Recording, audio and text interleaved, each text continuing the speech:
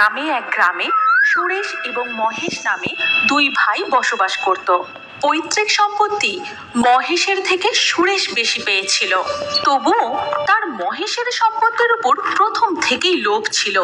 আর সুরেশকে উস্কানি দেওয়ার এই কাজটা তার বউ লতাই করত। কিন্তু লতা ও সুরেশের কোনো সন্তান ছিল না। এদিকে মহেশের পরিবারে ছিল মহেশ, তার স্ত্রী মধু আর দুই সন্তান চিন্টু ও পিঙ্কি। এছাড়াও ছিল তাদের একটি পোষা কুকুর টনি। টনিকে তারা চারজনেই খুব ভালোবাসতো। তাদের সংসার খুশি ও আনন্দে ভরপুর ছিল। আমি ওদের এই সুখ আর সহ্য করতে পারছি না। আরে বাবা, কি করব? কেউ খুশি থাকলে আমরা কি করব? কিন্তু ওদের সম্পত্তি ছিনিয়ে নেওয়ার জন্য কিছু না কিছু ব্যবস্থা করতেই হবে। না, ওদের শুধু গরিব বানিয়ে আমার শান্তি হবে না। আমি ওদের একেবারে শেষ করে দিতে চাই। তুমি ঠিক কি করতে চাইছো খুলে আমাকে বলো তো। এটা তুমি আমার উপরেই ছেড়ে দাও। সেই মুহূর্তে লতার মুখ দেখলেই যে কেউ তার মনের হিংসে বুঝতে পারত। লতা আর বেশি দেরি করলো না। সেই রাতেই সে একটা সাপুড়ের থেকে খুবই বিষধর একটা সাপ নিয়ে এসে মহেশের ঘরের মধ্যে ছেড়ে দিল। সেই সময় টনিকে বাইরে বেঁধে রেখে মধু তার দুই সন্তানকে নিয়ে মন্দিরে পুজো দিতে গিয়েছিল। তখন তো মহেশ ঘরের মধ্যে ঘুমিয়েছিল। আর লতাকে এই কাজ করতে টনি দেখতে পেয়ে যায় আর জোরে জোরে ডাকতে থাকে, কিন্তু বেচারা টনি কিছুই করতে পারে না। ঠিক তখনই ঘরের ভেতর থেকে মহেশের চিৎকার শুনতে পাওয়া যায়। কিছুক্ষণ মহেশ ছটফট করতে করতে অবশেষে তার মৃত্যু ঘটে। ওদিকে তখনও টনি চেঁচিয়েই চলেছে। তারপর মধু তার দুই সন্তানকে নিয়ে বাড়ি ফিরে আসে। কি জানি কি হলো, টনি ঘরের দিকে তাকিয়ে এমন করে চেঁচাচ্ছে কেন? টনি তো কখনো এমন করে না। হ্যাঁ, আমিও তো সেটাই ভাবছি। তখনই পিঙ্কি ঘরের দিকে ছুটে যায় আর ঘরের ভেতরে গিয়ে মহেশের এই অবস্থা দেখে ভয়ে চিৎকার করে ওঠে। মা, তাড়াতাড়ি ঘরে এসো, দেখো বাবার কি হয়ে গেছে। তারা দুজন ঘরের মধ্যে এসে মহেশকে এই অবস্থায় দেখে খুব কাঁদতে থাকে। সব কিছু এক মুহূর্তে শেষ হয়ে যায়। ওদিকে টনি তখনও চেঁচিয়ে চলেছে। মহেশের মৃত্যুর পর লতা আর সুরেশ ভালো মানুষ সাজতে তাদের বাড়ি আসে। আমরা তো তোমার আপনজন, আমাদের মধ্যে আগে যা হয়েছে সেসব ভুলে যাও। তাছাড়া বিপদের সময় তো আপনজনেরাই পাশে এসে দাঁড়ায়। আর তাছাড়া আমরা তো তোমাদের কাছেই থাকি। লতা কথাটা একদম ঠিক বলেছে। যদি দরকার পড়ে আমাদের কিন্তু অবশ্যই ডেকো। হ্যাঁ দাদা, এখন তো আপনারাই ভরসা। এবার তো এই বাচ্চাগুলোর মুখের দিকে তাকিয়েই আমাকে বেঁচে থাকতে হবে।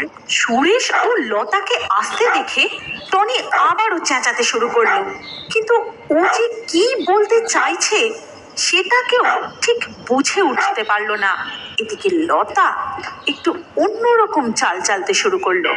একজনকে তো পরপারে পাঠিয়েছি, এবার আর একজনকে শেষ করতে পারলে আমার উদ্দেশ্য সফল হবে। তারপরেই আমি শান্তি পাবো। মানে তুমি এটা কি করতে চাইছো?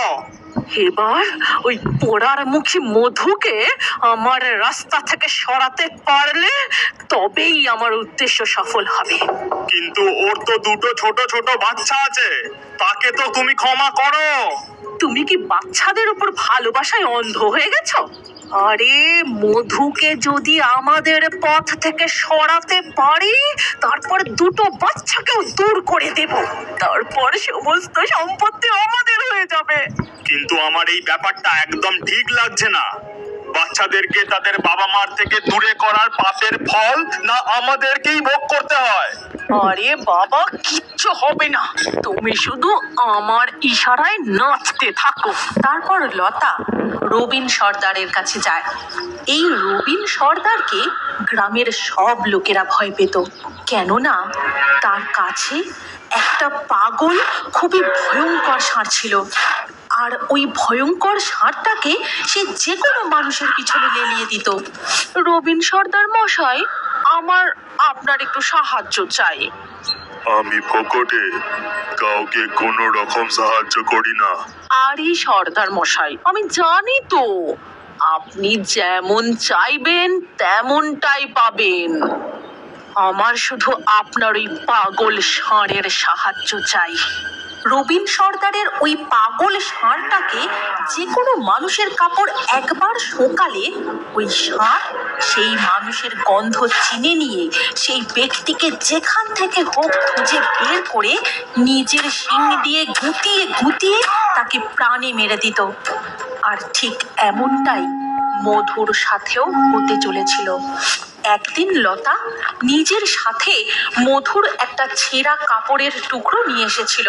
তারপর রবিন সর্দারকে সেই কাপড়ের টুকরোটা দিয়ে দেয়। আর সেই কাপড়ের টুকরোটা ষাঁড়কে শোকানো মাত্রই পাগল ষাঁড়টা মধুর বাড়ির দিকে ছুটতে থাকে। নাও, এবার তোমার কাজ হয়ে গেছে। এখন আমার পুরো পাওনাটা মিটিয়ে দাও। লতা খুশি হয়ে রবিন সর্দারকে অনেক টাকা দেয়। ওদিকে পাগল ষাঁড় যখন দৌড়তে দৌড়তে মধুর বাড়ির সামনে এসে পৌঁছায়, তখন মধু উঠোনে বসে বাসন ধুচ্ছিল। ষাঁড় মধুর গন্ধ চিনতে পেরেই রাগে ফুঁসতে ফুঁসতে ক্রমশ তার দিকে এগোতে থাকে। আর সেই দেখে টনি খুব জোরে জোরে চেঁচাতে শুরু করে। চিন্টু আর পিঙ্কি ঘরের ভেতর থেকে তখন বেরিয়ে আসে। তুমি তাড়াতাড়ি ঘরে আসো। পিঙ্কি তাড়াতাড়ি নিজের মাকে টেনে নিয়ে ঘরের মধ্যে চলে যায়। সবকিছু এত তাড়াতাড়ি হয় যে ষাঁড় নিজেই ঘাবড়ে যায়। মধু সামনে থেকে সরে যেতেই ষাঁড়ের নজর পড়ে টনির উপর। তখন পিঙ্কি কাঁদতে কাঁদতে বলে, মা, বাইরে তো টনি একা আছে, এবার কি হবে? ভগবানের ওপর বিশ্বাস রাখ, ওর কিচ্ছু হবে না। ভগবান আমাদের সাথে আর খারাপ করবে না। ষাঁড়টা টনিকে আক্রমণ করতে যাবে, ঠিক সেই সময় পাশের বাড়ির সুরেশের ছাদ থেকে একটা তোয়ালে উড়ে এসে ষাঁড়টার সামনে পড়ে। তখন ষাঁড় সেই তোয়ালের গন্ধ শোকে।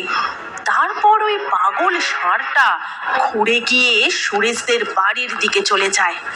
আর সুরেশদের বাড়ির উঠানে পৌঁছে প্রথমে সুরেশকে শিং দিয়ে গুঁতিয়ে মেরে ফেলে। আরে আরে, এটা কি হচ্ছে? এই পাগল ষাঁড়টা তো মধুর বাড়ি যাওয়ার কথা, মধুকে মারার কথা, এখানে এলো কি করে? এটা কি করে হলো? আর আমার স্বামীকে মেরে দিল। আরে এ কি?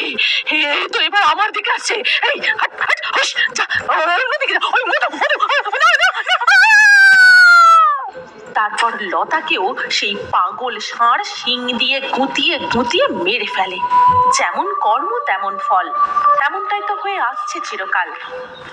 এরপর মধু তার দুই সন্তান এবং টনিকে নিয়ে সুখেই থাকে। অন্যদিকে সুরেশ আর লতার সমস্ত সম্পত্তিও এখন তাদের হয়ে যায়। কিন্তু তাদের সংসারে মহেশের অভাব থেকে যায় চিরকাল।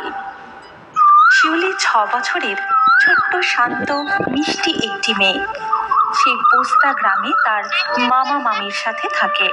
গত বছর একদিন যখন সে মা বাবার সঙ্গে পোস্তা গ্রামে তার মামার বাড়ি যাবে বলে তৈরি হচ্ছিল, কই গো, হলো তোমার? তাড়াতাড়ি নাও। ওরে বাবা,